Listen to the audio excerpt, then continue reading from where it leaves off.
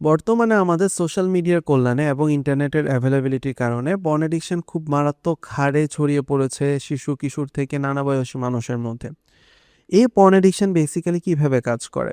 Normally আমরা যখন ডোপামিনের কারণে প্লেজার অনুভব করি, ধরা যাক সেটা হচ্ছে 0 থেকে 10 এর মধ্যে। আমরা ডোপামিনের কারণে 7 থেকে 8 এ গেলে আমরা একটা প্লেজার ফিল করি। কিন্তু আমি যখন পর্ন দেখি, পর্ন দেখার পরে যখন আমি নিজেকে স্যাটিসফাই করতে মাস্টারবেট করি, তখন সেই স্যাটিসফ্যাকশনটা আমার 15 থেকে 16 তে চলে যায়। যার কারণে পর্ন অ্যাডিকশন ছাড়া বা আমার মাস্টারবেশন করা ছাড়া বাকি যে ছোট, ছোট কাজগুলো যা আমাদেরকে হ্যাপিনেস প্রোভাইড করে, সেগুলোতে আমরা প্রপারলি হ্যাপি হই না বা সেগুলোতে আমরা স্বাচ্ছন্দ্য ফিল করি না। আমরা ধীরে, ধীরে আমাদের রিলেশনশিপ ইস্যুসগুলোতে প্রবলেম ফেস করি। আমার পার্টনারের সাথে আমরা যখন ইন্টারকোর্সে যাই তখন আমরা প্রবলেম ফেস করি। আমার প্যারেন্টসের সাথে আমার কনফ্লিক্ট ক্রিয়েট হয়।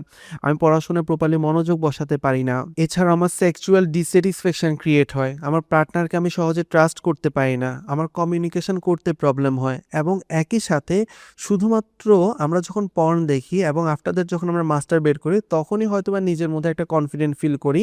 বাট এর বাকি সময়টার মধ্যে কিন্তু নিজেকে অতটুকু আর কনফিডেন্ট ফিল করি না। নিজেকে খুবই লো মনে হয়। নিজেকে খুবই এনার্জি লেস মনে হয়।